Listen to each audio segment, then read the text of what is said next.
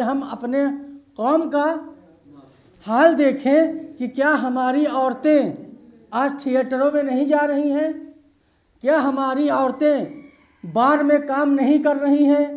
کیا ہماری عورتیں بازار میں ننگی نہیں ٹہل رہی ہیں؟ ننگی ٹہلنے کا مطلب ایسے لباس پہن کر ٹہلنا جس لباس کے پہننے کے باوجود ہمارے جسم کے ہر عضو صاف صاف نظر آ جائیں۔ ایسے کیا ہماری عوام، ہماری ماں بہنیں ایسے کپڑوں میں باہر نظر نہیں آ رہی ہیں؟ کیا یہ اس زمانے میں جب ہوا تھا، رومانیوں نے اپنی عورتوں کو جب پردے کا حکم دیا تو انہوں نے پردہ کیا، اور جب انہوں نے اپنے نفس کے خاطر اب عورتوں کو لہو و لعب کا شکار بنایا تو انہوں نے سب سے پہلے کیا کیا؟ ان کی شرم و حیا کو ختم کر دیا۔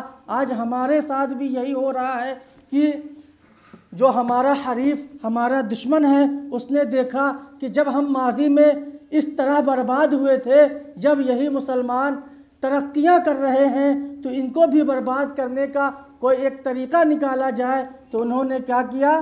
انہوں نے وہی کام جو ماضی میں اپنایا تھا وہی کام ہمارے اندر پیدا کر دیا۔ ہم نے عورتوں کو ایسا لباس دے دیا جو لباس یقینی طور پر مرد پر بھی زیبتن کر لے تو اچھا نہیں لگتا، جب وہی لباس عورتیں زیبتن کریں یا ہماری ماں بہنیں زیبتن کریں تو کتنا بیکار لگے گا۔ تو یہی وجہ ہے جب دل سے حیا اور شرم، آنکھوں سے شرم چلی جاتی ہے، حیا چلی جاتی ہے، تو پھر ہمیں بالکل بھی، کیونکہ ایمان کا تقاضا ہے عورتوں کی، ایمان کی جو بات بتائی گئی ہے، اگر ان کے ایمان کی پہچان یہ ہے، اگر عورت میں حیا اور شرم باقی ہے تو یقینی طور پر وہ مومنہ ہے۔ جس عورت کے اندر سے حیا اور شرم چلی جاتی ہے یقینی طور پر اس کا ایمان متزلزل ہو چکا ہے، اس کے ایمان میں کمزوری آ چکی ہے، کیونکہ جو عورت اپنے اندر سے حیا اور شرم کو ختم کر دے یقینی طور پر اس کو اصلاح کی ضرورت ہے۔ یہی یہودیوں نے بھی کیا تھا، انہوں نے اپنی عورتوں کو رقص کی محفلوں میں عورتوں کے ناچنے اور گانے کا مشغلہ ایجاد ہو گیا۔ آخر عورتوں کی حکومت اس قدر مضبوط ہوئی، جو نامور تدبیر ملک اور نظام سلطنت کے لیے پارلیمنٹ کی مجلس کے لیے ممبر منتخب ہوا کرتے تھے، اس میں بھی عورتوں کو اس قدر شمولیت کا اختیار دے دیا گیا کہ وہ بھی عورتوں کی ووٹ حاصل کر کے ہی منتخب ہونے لگے۔ یعنی پارلیمنٹ پہ جتنے بڑے بڑے عہدیداروں کو منصب دیا جاتا تھا اس میں بھی عورتوں کا ووٹ شامل کرنے کے بعد ان کو وہ عہدہ دیا جاتا تھا۔ پس یہ حالت ہوتے ہی رومانی حکومت کی بربادی شروع ہو گئی اور اس پر ایسی تباہی آئی کہ تاریخ کا مطالعہ کرنے والا ہر شخص یہ دیکھ کر یا سن کر مبہوت اور حیرت زدہ ہو جاتا ہے کہ رومانی حکومت کے اس شاندار اور مستحکم عمارت کی انہی عورتوں کی نازک ہاتھوں نے کس طرح ایک ایک اینٹ اکھاڑ کر رکھ دی اور اس کی ساری عظمت و متانت خاک میں ملا دی۔ کیا یہ بات عورتوں نے اپنی بدنیتی اور بد اخلاقی سے کی؟ نہیں، اس میں ان کا کوئی قصور نہیں تھا۔ اس میں قصور کس کا تھا؟ ہماری قوم کے مردوں کا قصور تھا کہ ہم نے ایسے معاشرے کو تشکیل دے دیا جس معاشرے میں انہوں نے دیکھا کہ ہم پر مسلمان، انہوں نے دیکھا کہ جب ہماری عورتیں ایسے لباس پہن رہی ہیں تو ہم کیوں نہ پہنیں، تو انہوں نے بھی ایسا ہی کیا۔ ہم نے اپنی عورتوں کو، اپنی ماؤں کو، اپنی بہنوں کو ایسے لباس پہننے سے منع نہیں کیا جو لباس ہمارے آقا صلی اللہ تعالی علیہ وسلم کی شریعت کی حکم کی خلاف ورزی کرتے ہیں۔ ہمیں چاہیے کہ ہم ایسے لباس اپنے گھر میں رائج کریں جو لباس ہمارے آقا صلی اللہ علیہ وسلم کی شریعت کے مطابق ہو۔ ایسے لباس سے ہم بالکل بھی، ایسے لباس کو ہم اپنے معاشرے سے ختم کرنا چاہتے ہیں کہ جو لباس ہماری عورتوں کو ننگا کرتے ہیں، جو یہود و نصارہ کی چال تھی کہ ہماری عورتوں کے اندر سے حیا اور شرم ختم کر دی جائے۔ آج وہ اپنے مقصد میں کامیاب بھی ہوتے ہوئے نظر آ رہے ہیں۔ اس میں ان کا کوئی قصور نہ تھا، مگر یہ ہوا کہ انہیں بے پردہ بنا دیا گیا۔ باقضائے فطرت ان پر مائل ہونے لگے، اور اس کے لیے انہوں نے آپس میں کٹنا اور مرنا شروع کر دیا۔ یہ ایک ایسی حقیقت ہے جس کی تسلیم کرنے سے کوئی انکار نہیں کر سکتا کہ معاشرے کو برباد کرنے والے ہم ہی لوگ ہیں، کہ ہم نے معاشرے میں ایسا چال چلن، ایسا روش پیدا کر دیا کہ ہماری عورتوں نے اس روش کو اختیار کر لیا۔ آگے چل کر وہی مصنف فرماتے ہیں، اگر کوئی بتائے کہ رومانی قوم جس کو عظمت و بزرگی کی محبت نے ترقی و تمدن کے اعلیٰ زینے پر پہنچا دیا تھا، اپنے بزرگوں کے کارنامے دل سے بھلا کر تنزل اور ادبار کے غار میں کیوں کر گئے؟ اس سے اتنی ترقی اور عظمت حاصل کرنے کے بعد تباہی اور ذلت کا راستہ اختیار کرتے ہوئے کیوں شرم نہ آئی؟ یہ تصور کیوں کر کیا جا سکتا ہے کہ ایک ایسی قوم جو اپنے عروج و عظمت کے عہد میں عورتوں کو سخت پردہ کی پابندی رکھتی تھی، آخر اسی بات پر راضی ہو گئی کہ اس کی وہی خانہ نشین عورتیں بادشاہوں اور وزیروں کو جس وقت چاہیں معزول کرا دیں۔ کچھ سمجھ میں نہیں آتا کہ یہ حیرت انگیز انقلاب کیوں کر رونما ہوا۔ یقیناً یہ حال تدریجی رفتار سے ظہور میں آیا، بے شک یہ حالت رفتہ رفتہ نشو و نما پاتی رہی اور ناموس طبعی کی بنیاد پر اس کا اٹھان تدریجی رفتار سے بڑھتا گیا۔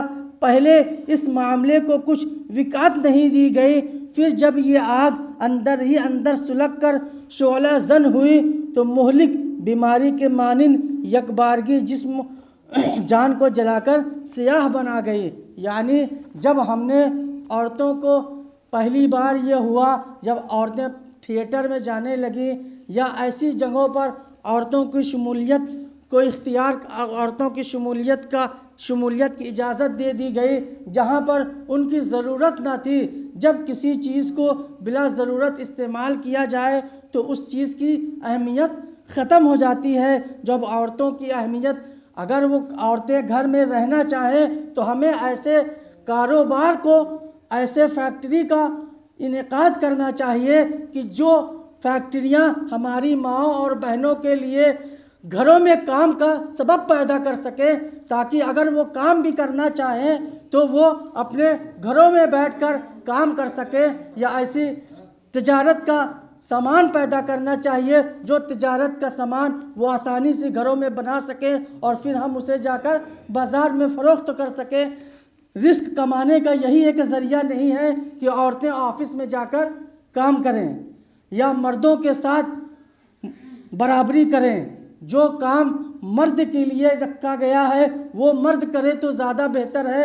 اگر عورت وہ کام کرے تو شریعت نے اس کو اجازت دی ہے کچھ شرائط کے ساتھ، اس شرائط جب پائی جائے تو عورتیں وہ کام کر سکتی ہیں۔ تو ہمیں چاہیے کہ ہم اپنے معاشرے میں دیکھیں کہ یہودیوں نے ہمیں کس طرح اپنی بربادی کے سامان کو، جو ان کی بربادی کا سامان تھا وہی بربادی کا سامان ہماری قوم کے اندر پیدا کر دیا، اور ہم اس سامان کو آسانی سے خریدتے ہیں اور پھر اپنے گھروں میں اپنی ماں کو، اپنی بہنوں کو دیتے ہوئے نظر آتے ہیں۔ یقینی طور پر جب ہم پینٹ ٹی شرٹ پہنا کر اپنی عورتوں کو گھروں سے نکالتے ہیں، ترقی کا زینہ یہ لباس نہیں ہے، ترقی کا زینہ آپ کی اسٹڈی ہے، آپ کا جوہر ہے جو آپ اسٹڈی کے ذریعے کماتے ہیں. آپ کسی بھی لباس میں چلے جائیں، اگر آپ کے اندر وہ شعور ہے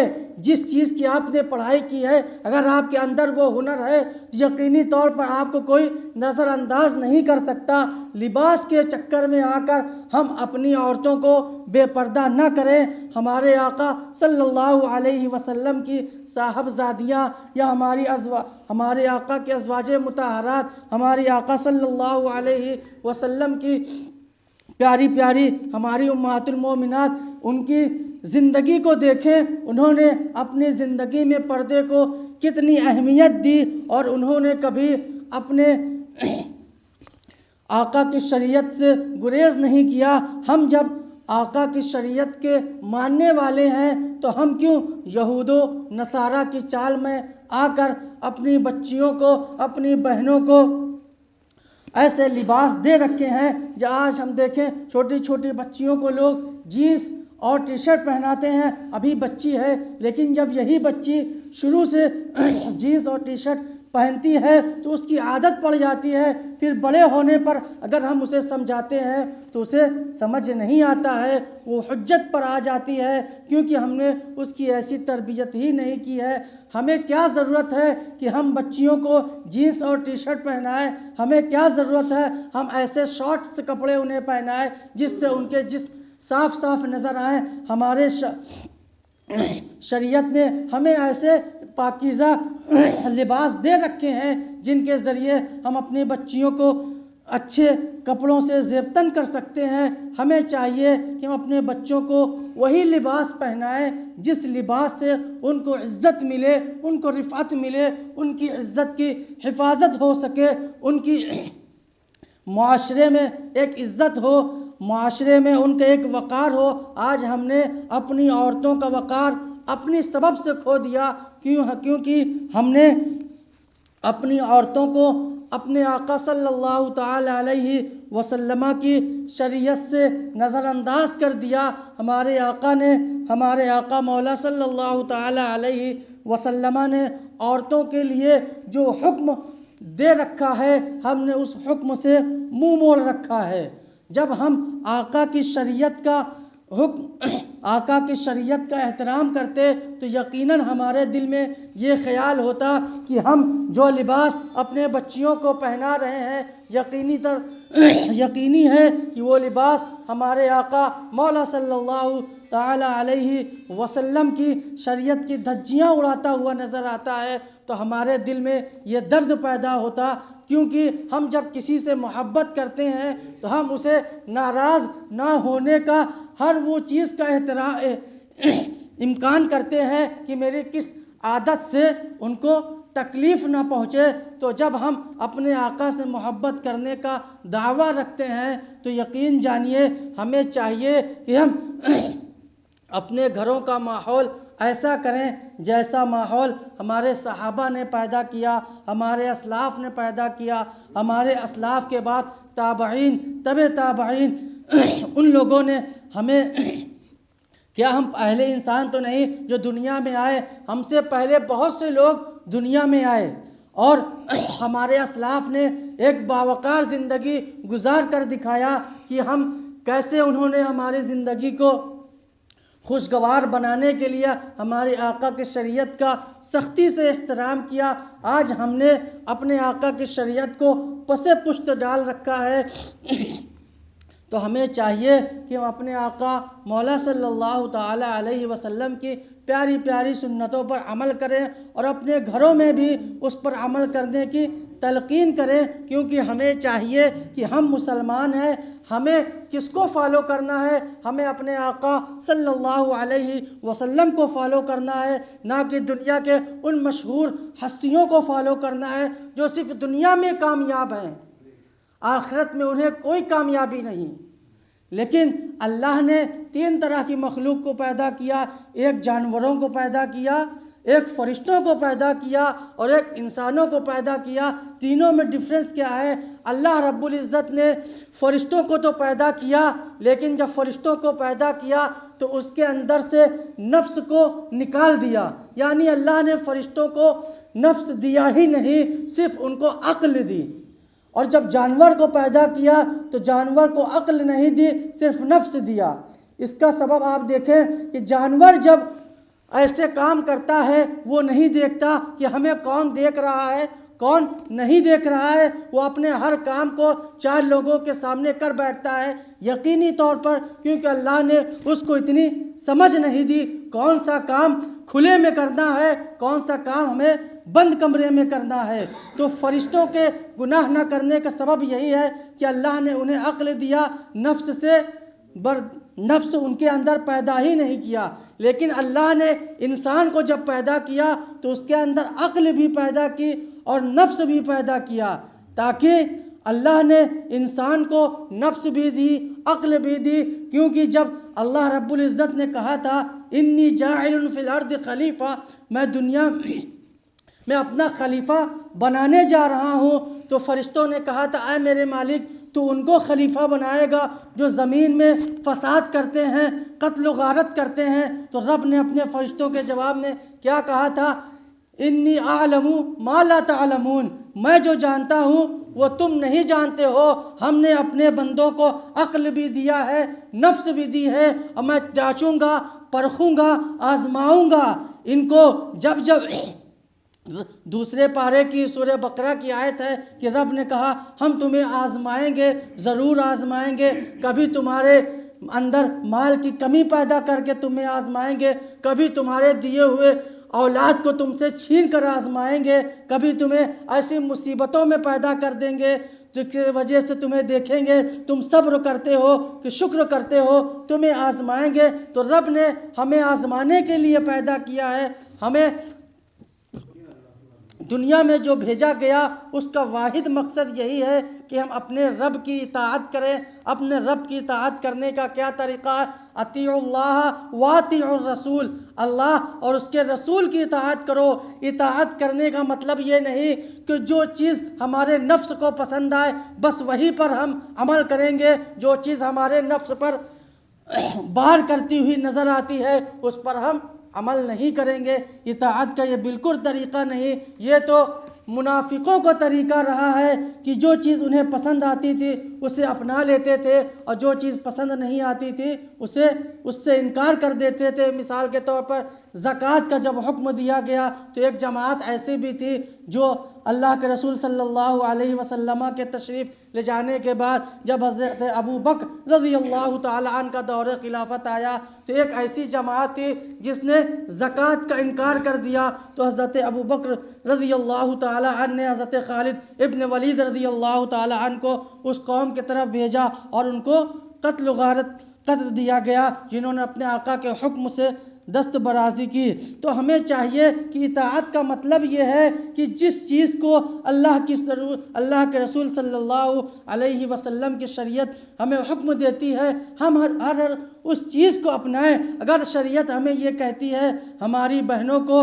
ہماری ماؤں کو پردے میں رکھا جائے تو آپ پر یہ لازم ہے کہ ان کے پردے کا اہتمام کریں۔ اگر وہ کمانا چاہتی ہیں تو ان کو کمانے دیا جائے، لیکن ان کے لیے ایسے اسباب پیدا کیے جائیں جس کے ذریعے وہ شریعت کی خلاف ورزی کرتی ہوئی نظر نہ آئے۔ ان کے لیے ایسے کام کا انتظام کیا جائے جس کے پردے میں رہ کر وہ اس کام کو کر سکیں۔ تو میرے آقا صلی اللہ علیہ وسلم کی شریعت ہمیں پڑھائی سے نہیں روکتی۔ میرے آقا صلی اللہ علیہ وسلم نے عورتوں کو بھی پڑھنے کا حکم دیا، مردوں کو بھی پڑھنے کا حکم دیا۔ آج ہم پر یہ الزام لگایا جاتا ہے کہ مسلمان اپنی بچیوں کو علم حاصل کرنے نہیں دیتے ہیں، انہیں پردے میں نہیں رکھتے ہیں۔ میں کہتا ہوں علم وہیں حاصل ہو سکتا ہے کیا جہاں مرد بھی جائیں اور جہاں عورتیں بھی جائیں۔ اب علم تو وہاں بھی حاصل ہو سکتا ہے جہاں پڑھانے والی عورت ہو، پڑھنے والی بھی عورت ہو، انتظام کرنے والے بھی عورتیں ہوں، ایسی جگہ بھی پڑھائی ہو سکتی ہے، اچھی اسٹڈی حاصل کی جا سکتی ہے۔ یقین جانیے ہر اس فساد سے ہماری بچیاں محفوظ رہیں گی جہاں صرف پڑھنے والی بھی عورت ہو، پڑھانے والی بھی عورت ہو، اس کے انتظام کرنے والی بھی عورتیں ہوں۔ یہاں پر مرد اور عورت تنہا ہوں گے وہاں پر تیسرا شیطان ہوگا، جہاں شیطان ہوگا وہاں بگاڑ یقینی طور پر پیدا ہوگا، پھر وہ دھیرے دھیرے آپ کو شریعت کے خلاف کام کرنے کے لیے ورغلاتا رہے گا۔ تو میں بتا رہا تھا اللہ نے انسان کو عقل بھی دیا، شعور بھی دیا اور نفس بھی دیا، تاکہ ہم اس کو آزمائیں گے کہ وہ اپنے عقل کا استعمال کرتا ہے یا اپنے نفس کا استعمال کرتا ہے۔ میں آپ کو ایک واقعہ سناؤں، آپ نے بارہا سنا ہوگا کہ ایک شیر تھا اور ایک آدمی تھا۔ وہ اس آدمی کا کام کیا تھا کہ وہ روز آنا فجر کی نماز کے بعد جنگلوں میں جا کر لکڑی کاٹا کرتا تھا اور اسی کے ذریعے اپنا ذریعہ معاش، اپنا رزق حلال تلاش کرتا تھا۔ تو میں آپ کو بتانا یہ چاہتا ہوں کہ جو لوگ عقل کا استعمال کرتے ہیں وہ کسی سے ڈرتے نہیں ہیں، اور جب انسان اپنے عقل کا استعمال کرتا ہے تو یقینی طور پر وہ کامیاب ہوتا ہے۔ اس کے سامنے کتنی بھی بڑی مصیبت آ جائے تو ایک دن اس کی ملاقات ایک شیر سے ہو گئی۔ شیر جو اپنے آپ کو جنگل کا بادشاہ کہتا ہے، وہ کہتا ہے کہ میں سب سے زیادہ طاقتور جانور ہوں، کہ میں جنگل میں سارے جانوروں کا بادشاہ ہوں، کوئی میرے سامنے میرے حکم کی خلاف ورزی نہیں کرتا ہے۔ انسان کہتا ہے نہیں، سب سے زیادہ طاقتور انسان ہے۔ کہتا ہے اچھا ایسی بات ہے، تم زیادہ طاقتور ہو یا ہم زیادہ طاقتور ہیں، آؤ مقابلہ ہو جائے۔ تو کہا کیسے مقابلہ ہوگا؟ کہا میں بھی تم سے کشتی کروں گا۔ دونوں میں آپس میں مقابلہ ہوا۔ تو جب دونوں میں مقابلہ ہوا، انسان کو لگا کہ وہ ہارنے لگا، تو اس نے اپنے عقل کو دوڑایا۔ اس نے کہا اے بادشاہ، تم جنگل کے بادشاہ ہو، تم کو یہ زیب نہیں دیتا کہ تم سے ایک کمزور انسان لڑائی کرے۔ میں اپنی آدھی طاقت گھر پہ بھول آیا ہوں، مجھے تھوڑا سا وقت دو کہ میں جاؤں اور اپنی آدھی طاقت جو گھر پر بھول آیا ہوں اس کو لے آؤں۔ تو شیر نے کہا کہ ٹھیک ہے، یہ میں تو بادشاہ ہوں، مجھے بالکل زیبتن نہیں دیتا کہ ایک بادشاہ اس شخص سے لڑے جو شخص اپنی پوری طاقت کے ساتھ ابھی میرے سامنے موجود نہیں ہے۔ تو اس نے کہا ٹھیک ہے، ہم تمہیں یہ اجازت دیتے ہیں، تم اپنی بچی ہوئی طاقت جاؤ گھر سے واپس لے آؤ۔ تو اس نے کہا ہم یہ کیسے یقین کریں کہ جب میں گھر جاؤں گا تم یہیں موجود رہو گے، تم بھاگ نہ جاؤ گے؟ تو شیر نے کہا یہ کیسے ہو سکتا ہے، میں تم سے زیادہ طاقتور ہوں۔ اس کے اندر اتنی انا تھی، تو اس نے کہا میں تم سے زیادہ طاقتور ہوں، میں تم سے کیوں ڈر کر بھاگوں گا؟ اس نے کہا مجھے یقین نہیں ہے، میں جیسے جاؤں گا تم بھاگ جاؤ گے۔ کیونکہ انسان نے دیکھ لیا تھا شیر کے گلے میں ایک رسی پڑی ہوئی ہے اور کافی بڑی رسی ہے۔ تو اس نے کہا ایک کام کرو، مجھے اس بات کا یقین دلاؤ کہ تم یہاں سے نہیں بھاگو گے۔ تو اس نے کہا بتاؤ میں تمہیں کیسے یقین دلاؤں؟ تو انسان نے کہا مجھے یقین اس بات سے ہوگا، تمہارے گلے میں جو رسی پڑی ہے اس رسی کو میں پیڑ پر باندھ دیتا ہوں، پھر باندھنے کے بعد میں گھر جاتا ہوں اور اپنی بچی ہوئی طاقت کو لے کے آتا ہوں۔ شیر نے کہا ٹھیک ہے، اس بات پر میں اگری کرتا ہوں، تم میری رسی کو پیڑ میں باندھ دو۔ تو شیر نے انسان نے اس رسی کو پیڑ سے باندھ دیا۔ جب پیڑ سے باندھ دیا اور وہیں کھڑا رہا، شیر نے کہا جب تمہاری شرط پوری ہو گئی اب تم جاؤ اور اپنی بچی ہوئی طاقت کو لے کر آؤ اور پھر مجھ سے مقابلہ کرو، تو ہم دیکھیں گے کون زیادہ طاقتور ہے، تم زیادہ طاقتور ہو کہ ہم زیادہ طاقتور ہیں۔ تو اس انسان نے 10 منٹ وہیں کھڑا رہا، نہیں گا، اپنی بچی ہوئی طاقت لینے نہیں گیا۔ اس نے کہا اے شیر میں نے تم کو باندھ دیا۔ اس شخص نے لاٹھی اٹھائی اور اس شیر کو مارنا اسٹارٹ کر دیا، اور جب شیر نے مار کھانا اسٹارٹ کیا تو اس نے کہا اے انسان، یا تو مجھے ایک بار میں مار دے، یہ ذلت بری موت مجھے مت دے کہ ہر 10 منٹ میں تو ڈنڈا اٹھاتا ہے اور مجھے خیال کر لوگ آئیں گے جائیں گے اور دیکھیں گے ایک معمولی انسان جو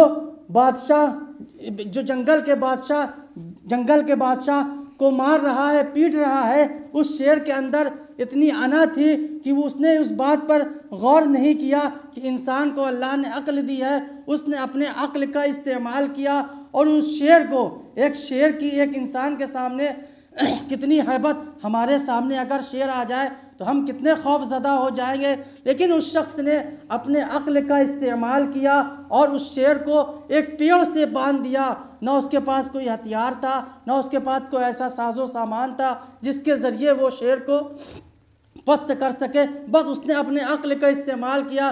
جو شیر اسے منٹوں میں پھاڑ سکتا تھا، مار سکتا تھا، لیکن اس نے اپنے عقل کا استعمال کرتے ہوئے اس شیر کو پیڑ میں باندھ دیا۔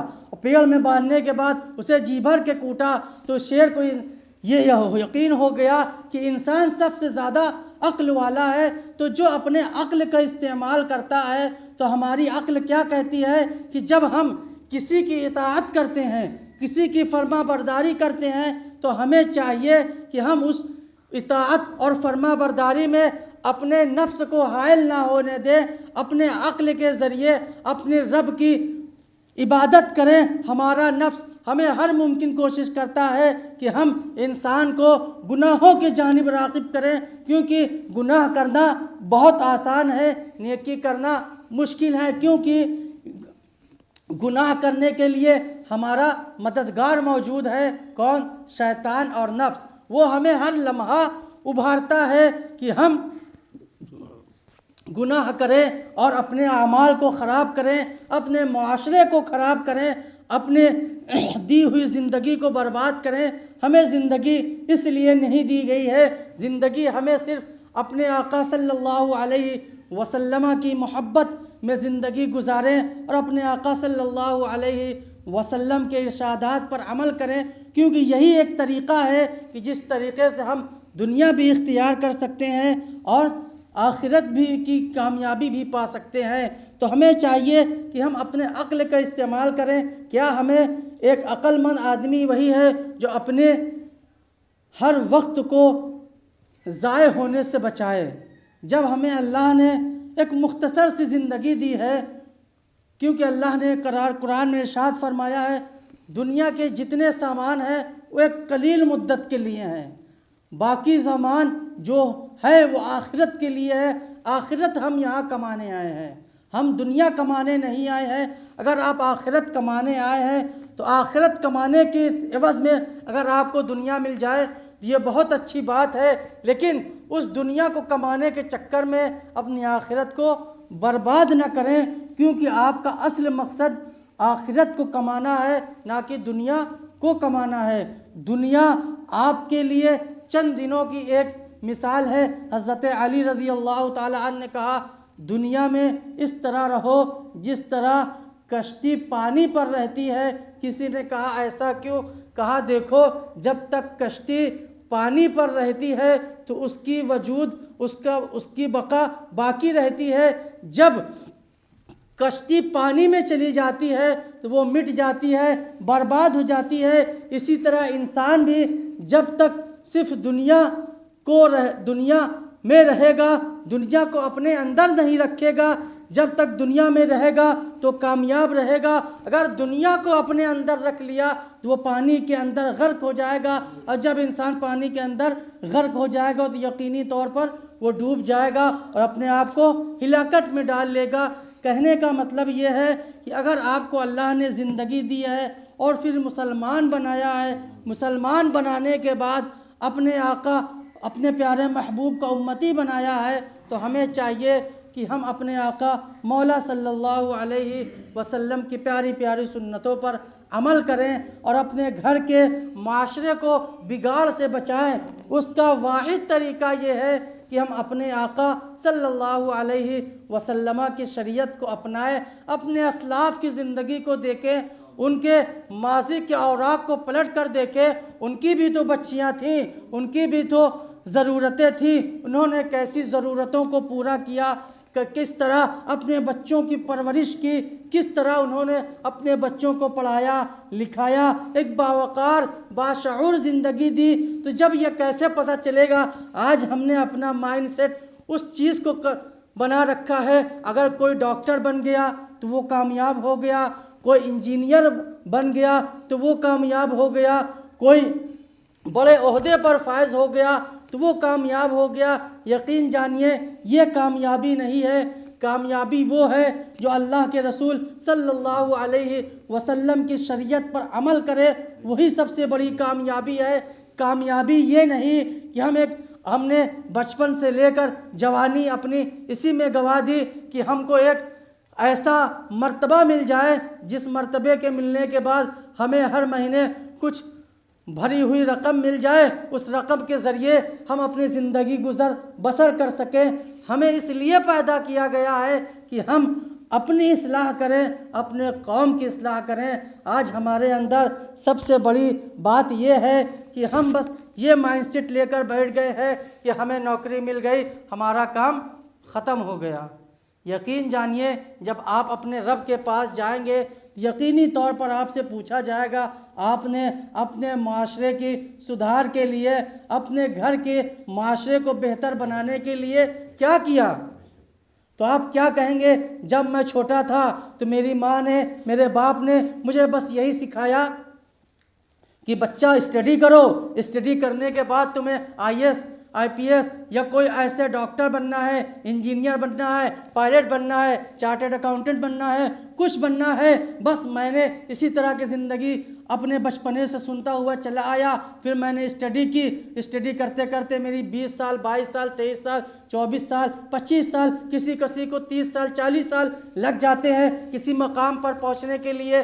تو ہم نے تو اپنی آدھی زندگی اسی میں گزار دی۔ پھر جب ہم کو ایک عہدہ مل گیا، پھر ہم نے نکاح کیا۔ جب نکاح کیا تو ہماری ایک اور ذمہ داری آ گئی۔ پھر ہم اپنے بال بچوں میں اس طرح مبتلا ہو گئے کہ ہمیں دین کی طرف، اس کی طرف سوچنے کا موقع ہی نہیں ملا کہ ہم اپنے سماج میں پھیلی ہوئی برائیوں کو کیسے روکے۔ ہم نے اس چیز پر دھیان ہی نہیں دیا۔ رب نے ہر اس شخص کو ہادی بنا کر بھیجا ہے جو ایمان والا ہے۔ اس کی یہ ذمہ داری ہے کہ وہ ہر اس شخص کو جس کے ساتھ لوگ اٹھتے بیٹھتے ہیں اس شخص کی ہدایت کرتا رہے۔ ہدایت کیسے کرے گا؟ جب خود کی ہدایت ہوگی تبھی تو دوسرے کی ہدایت کرے گا۔ تو ہمیں چاہیے کہ ہم ایسے ہادی بنیں، ہم اپنے وقار کو، اپنے لباس کو ایسے اس میں ڈھال لیں کہ ہمارے اسلاف کو لوگ دیکھتے ہی مسلمان ہو جایا کرتے تھے۔ انہیں بتانا نہیں پڑتا تھا کہ میں محمد عربی کا غلام ہوں، میں مسلمان ہوں۔ لوگ دور سے دیکھ لیتے تھے تو بتا دیتے تھے کہ یہ مسلمان ہے، یہ ایک اللہ کو ماننے والا ہے، ایک محمد صلی اللہ علیہ وسلم کی اطاعت کرنے والا ہے۔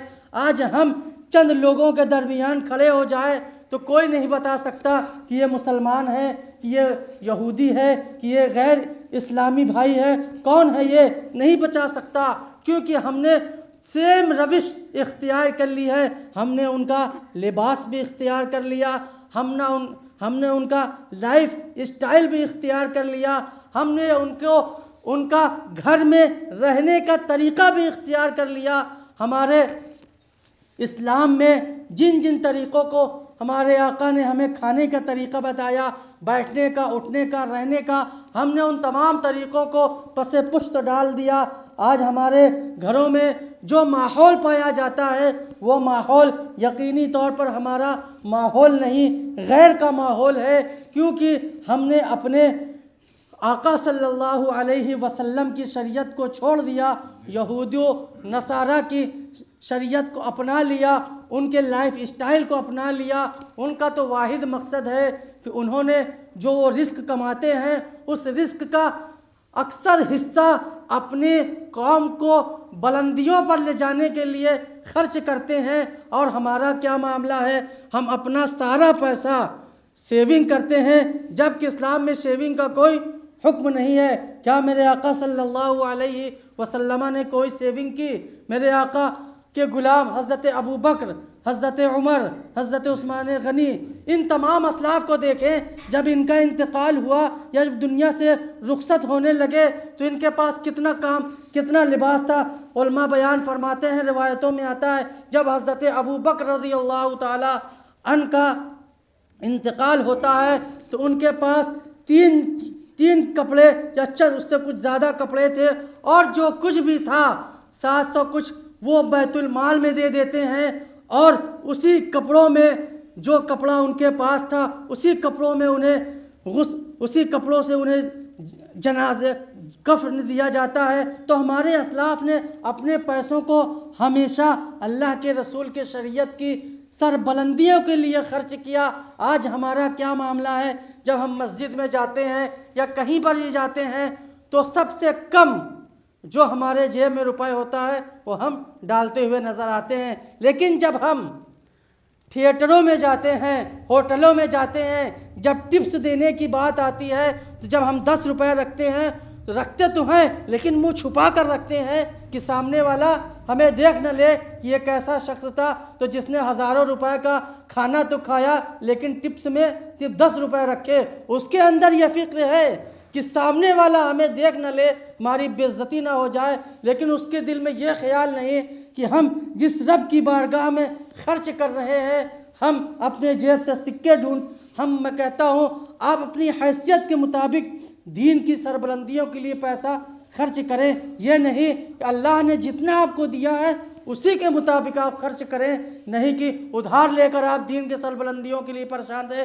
اسلام اس کی اجازت نہیں دیتا ہے۔ اسلام کہتا ہے جتنا آپ کو اللہ نے دیا ہے اسی کے عوض آپ اسلام کے سربلندی کے لیے خرچ کریں، اپنے مسجد کے سامان کے لیے خرچ کریں، اپنے آس پڑوس میں رہنے والے مسلمان کے لیے خرچ کریں۔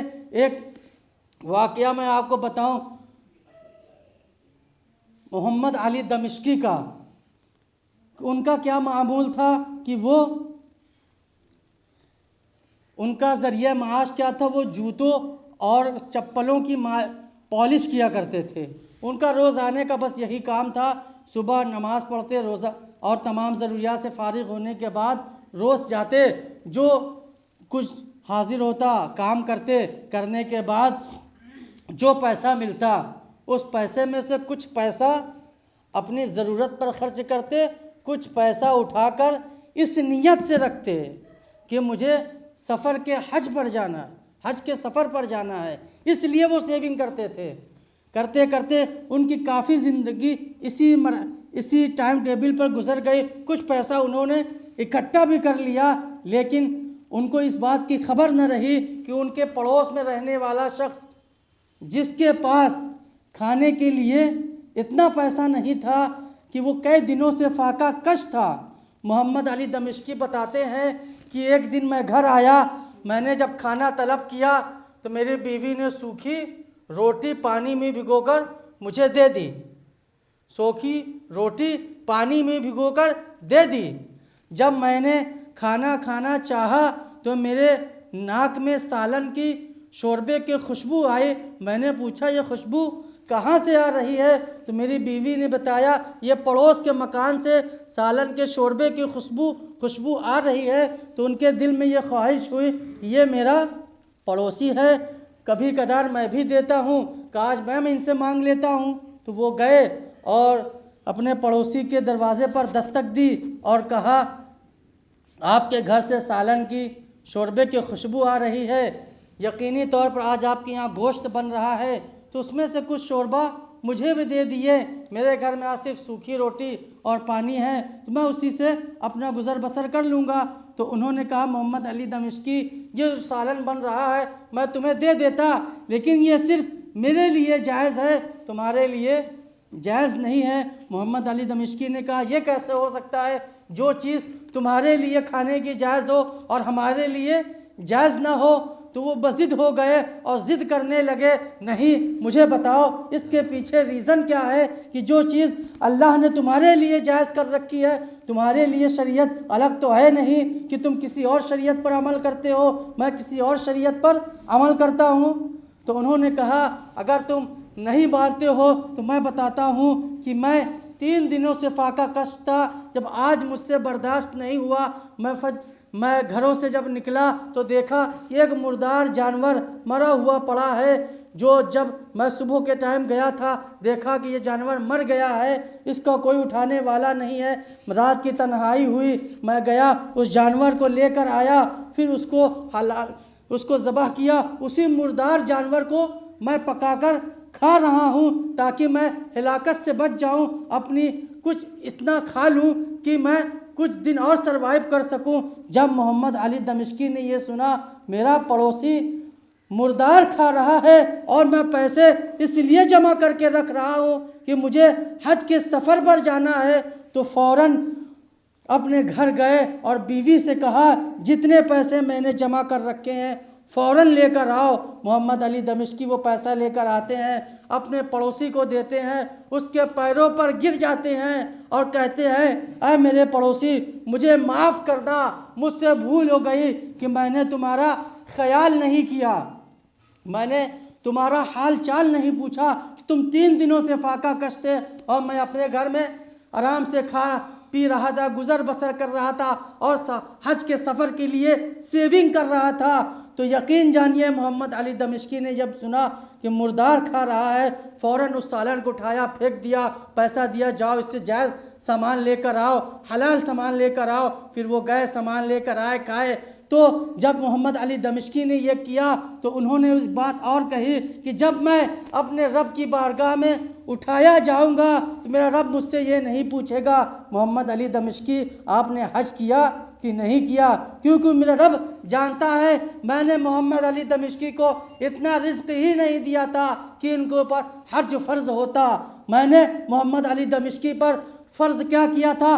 اپنے پڑوسی کی حال چال، خیریت، ان کی گھر میں تمام مصیبتیں جو آئی اس سے خبردار ہونا، اس سے وہ ہونا کہ میں محمد علی دمشقی سے یہ سوال ہوگا تم نے قیامت کے دن اپنے پڑوسی کا خیال رکھا کہ نہیں رکھا؟ تمہارا پڑوسی فاقہ کش تھا اور تم پیسہ جمع کر رہے تھے حج کے لیے، ایسا حج یقینی طور پر قبول نہیں ہوگا۔ محمد علی دمشقی نے اپنی ساری سیونگ اپنے پڑوسی کو دے دی۔ پھر محمد علی دمشقی ان کے اس حج کا اتنا شوق تھا کہ جب حج کرنے والا قافلہ حج کر کے واپس آتا ہے تو لوگ محمد علی دمشقی کے پاس آتے ہیں اور مبارکباد دیتے ہیں کہ اے محمد علی دمشقی ہم نے تمہیں صفا کے مقام پر دیکھا، مروہ کے مقام پر دیکھا، ہم نے تمہیں سعی کرتے ہوئے دیکھا، ہم نے تمہیں طواف کرتے ہوئے دیکھا، ہم نے تمہیں خانہ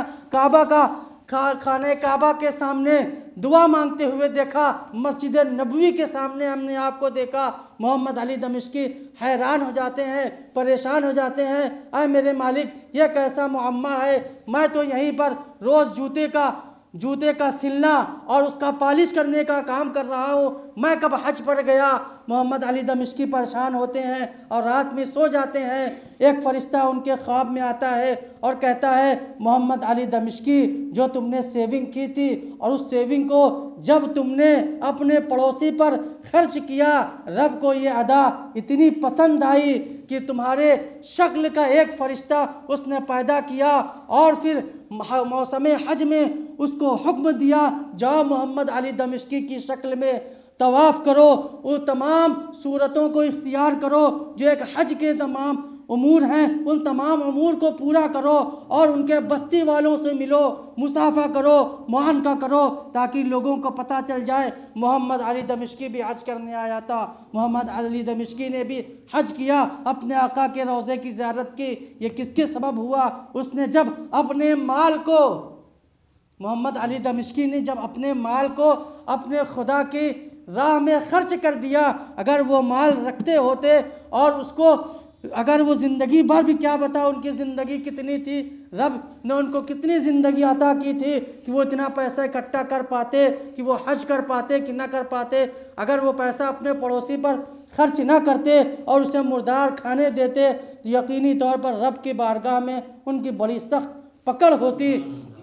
تو ہمیں چاہیے کہ ہم سیونگ کریں لیکن اتنی سیونگ کریں جو ہمارے لیے اتنی کافی ہو جس سے ہمارا گزر بسر ہو سکے۔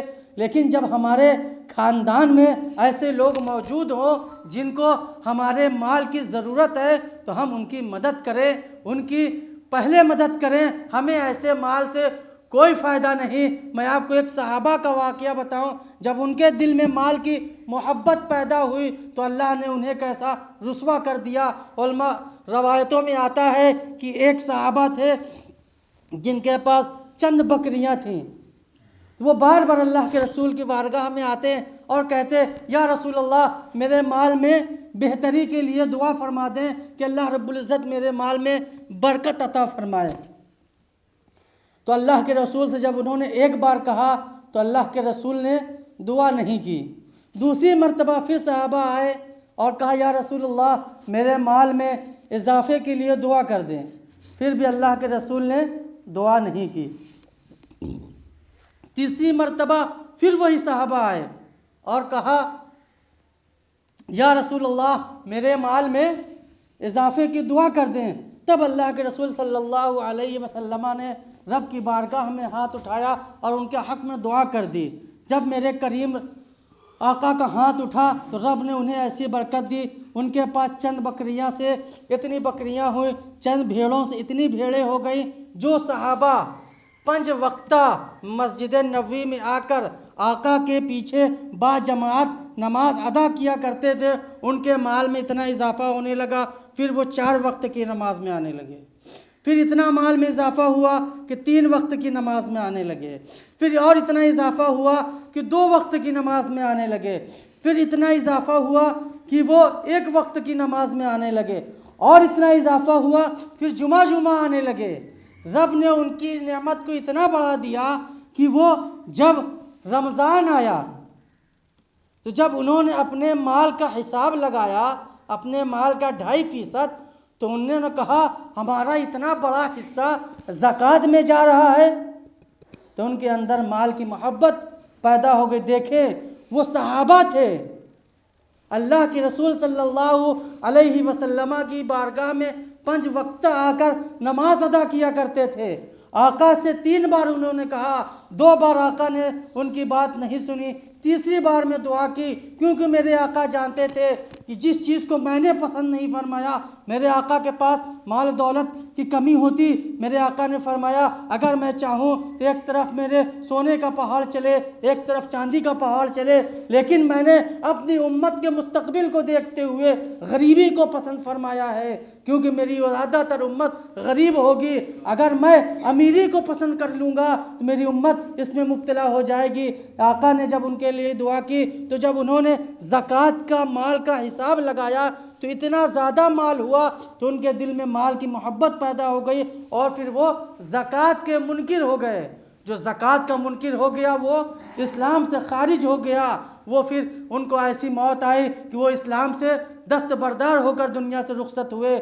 تو مال کی محبت ایسی محبت ہے جو آپ کے دنیا کو بھی برباد کر دے گی اور آپ کی آخرت کو بھی برباد کر دے گی۔ ہمیں چاہیے کہ ہم جو مال اللہ نے ہمیں عطا کیا ہے اس مال کا جو زیادہ حقدار ہے، پہلے ہم اس حقدار کو اس مال کو پہنچا دیں۔ سیونگ کرنے سے کوئی فائدہ نہیں، آپ کس وقت دنیا سے رخصت ہو جائیں کوئی نہیں جانتا۔ اس مال کا وبال جب آپ دنیا سے چلے جائیں گے تو بھی آپ پر آئے گا، کیونکہ آپ اتنا مال چھوڑ گئے کہ اس مال پر استعمال اب جائز طریقے سے ہو رہا ہے کہ ناجائز طریقے سے ہو رہا ہے، آپ کچھ نہیں کر سکتے۔ اگر اس مال کا وبال آپ اپنے سر پر نہیں لینا چاہتے تو اپنے مال کو حقداروں میں تسلیم کریں، صرف کریں، تقسیم کریں، صرف کریں، اور اپنے مال کو اپنی آخرت کا ذریعہ بنائیں کہ اس مال کے ذریعے بھی بہت سے لوگوں نے حضرت عثمان غنی کے پاس جتنا مال تھا، حضرت ابو بکر رضی اللہ تعالیٰ عنہ کے پاس جتنا مال تھا، وہ زیادہ سے زیادہ کوشش کیا کرتے تھے کہ اللہ کے رسول کی بارگاہ میں دیتے جائیں اور وہ اللہ کے دین میں اس کو صرف کرتے جائیں۔ تو ہمارے اندر بھی یہ جذبہ ہونا چاہیے کہ اللہ نے ہمیں صاحب حیثیت بنایا ہے تو ہم بھی دین کی بڑھوتری بہتری کے لیے اپنے مال کو خرچ کریں، اپنی ضروریات کو پورا کریں۔ کیوں بہت سے لوگ اتنے ہوتے ہیں اپنی ضروریات کو بھی پورا نہیں کرتے اور پیسے کو رکھے رہتے ہیں، پھر اسی حال میں دنیا سے رخصت ہو جاتے ہیں۔ وقت ہو گیا ہے، باقی باتیں انشاءاللہ اگلی نشست میں اور ہوگی۔ وآخر دعوانا الحمدللہ رب العالمین۔ کہنا سننے میں جو غلطیاں ہوئی ہو اللہ رب العزت ان سے معاف فرمائے۔ ان تمام باتوں پر اللہ رب العزت ہم سب کو عمل کرنے کی توفیق مرحمت فرمائے۔